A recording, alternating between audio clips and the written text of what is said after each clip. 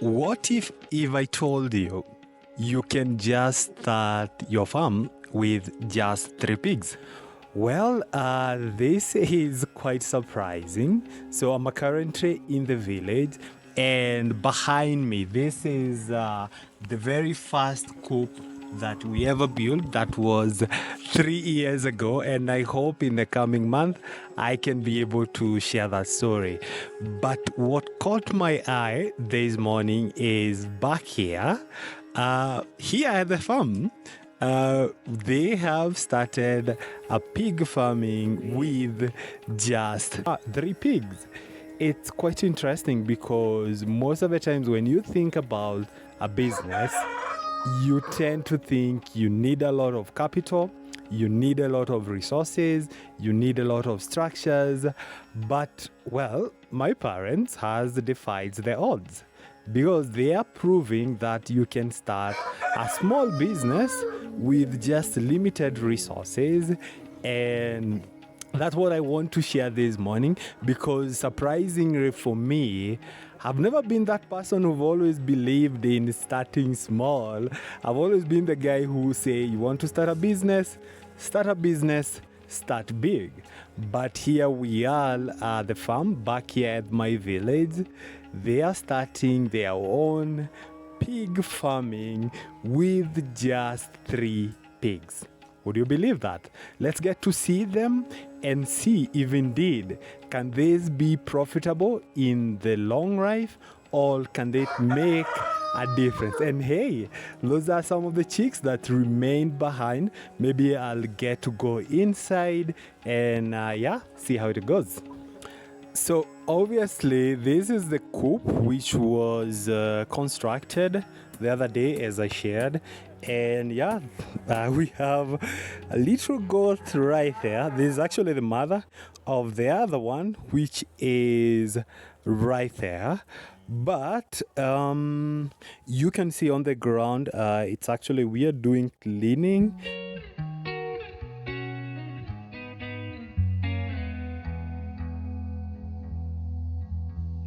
And you can see they have been raised. So let's go inside and see the pigs.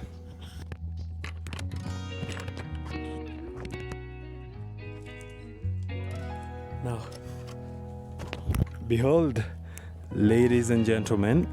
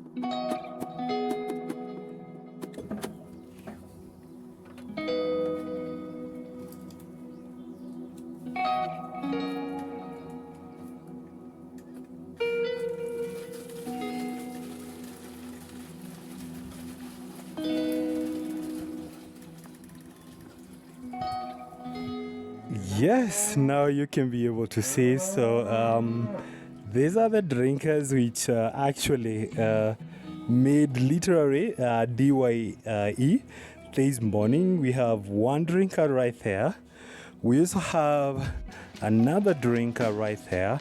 And of course we have another DYE feeder right here. And by the way, this has been made from used jerrycans, and that's the extent of the coop. It's been raised from that further end, goes all the way to this end, and these are the pig.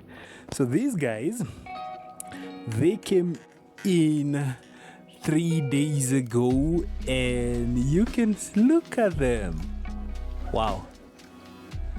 So these ones,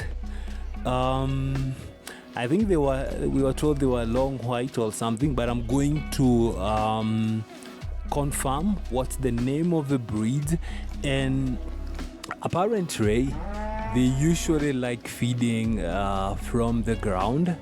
Obviously, the other brothers and sisters, they are right there. So, yeah, they have had their fill, so they need to rest. And like now, this guy right here. So we were actually on the acquisition and actually trying to see how small this whole project costed. And by the way, this is not my project. This is my parents' project. And I just found out recently because, as I said, I've come to the village. We had a barrier for my cousin. And yeah, I saw it happening and I got curious, what kind of business are they doing? So ideally, for each piglet, they bought at around 4,500.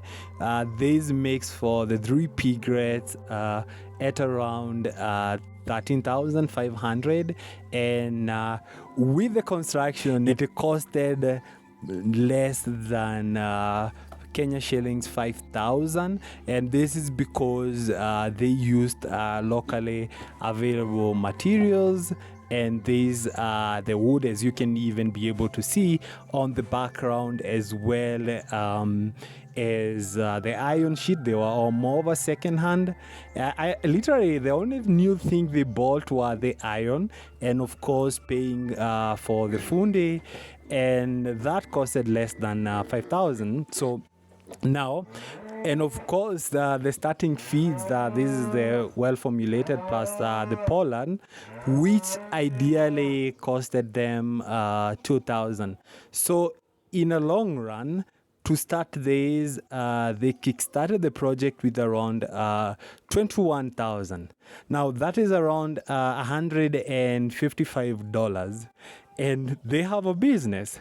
Now, I wanted to understand what are the economics, what were the maths behind this, because you know me from the Afri-Farmer, we talk the business of the numbers. We need to know the consumption, we need to know the cost. So I did a bit of checks from existing farmers, and this is what I found out.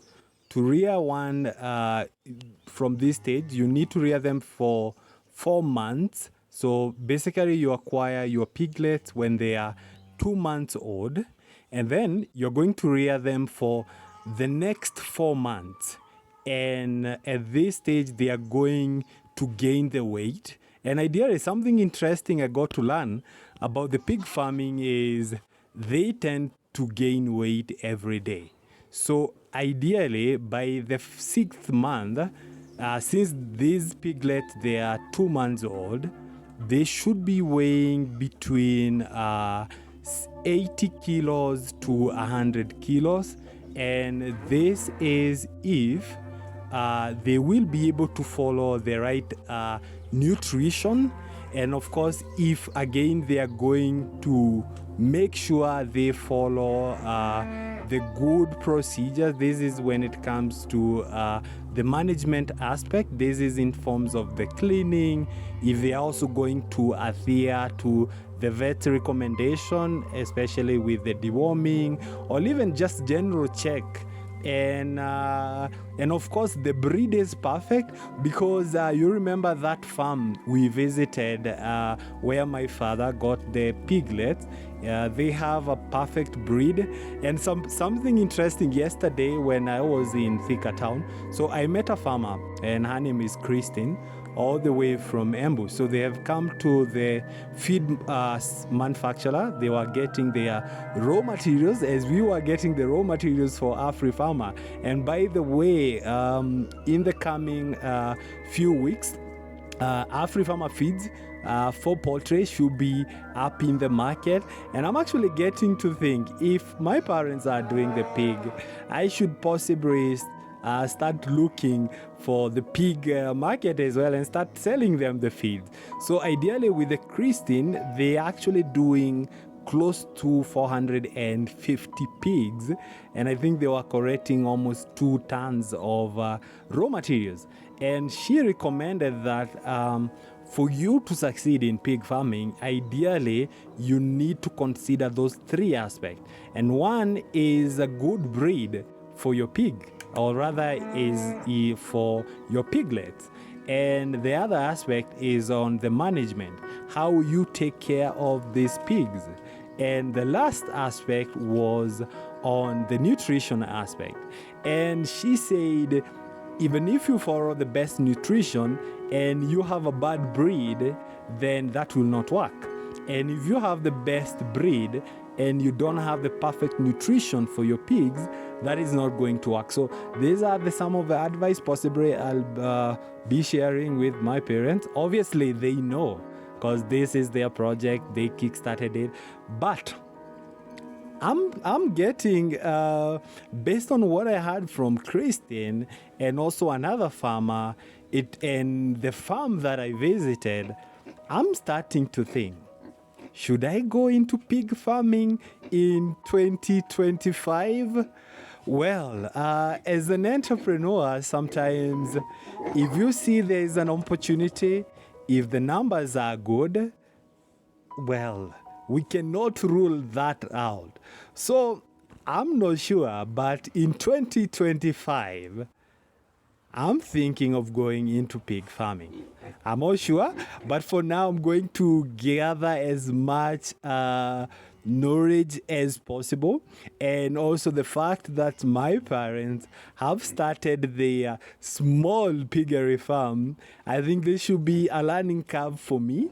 I'm going to monitor, I'm going to see how they are going to perform. And if indeed, if these pigs, they can be profitable. And before I forget, they said, if you follow all the three procedures, then within maybe 4 to 5 months, you should be making around 8,000 or 10,000 per pigs. Now, that is theoretical. For them, it's happening. But for this particular farm here, is the first time. So, will they make profit? Well, we can only know about this in the next 4 months. So, and to be able to know this, obviously, I'm going to encourage them to do record keeping. This is in terms of the feed they use every week, also any cost and consumption in the farm.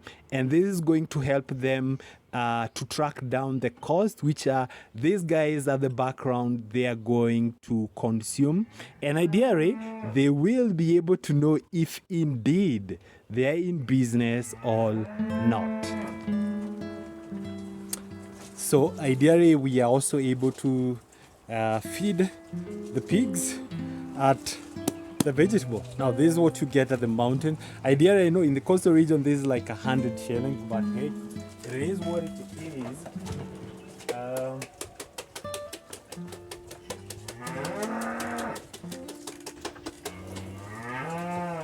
It's funny because this is a very good cabbage, but there isn't a bigger market here, so it makes sense to feed to the pigs because ideally it also lowers down their cost and it's obviously going to boost their growth, and I guess that was a very smart move from them.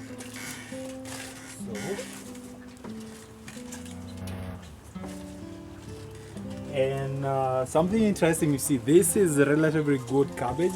You can consume it at home, but ideally there is plenty at the farm, and instead of them going at a waste, now the pigs comes in. Okay.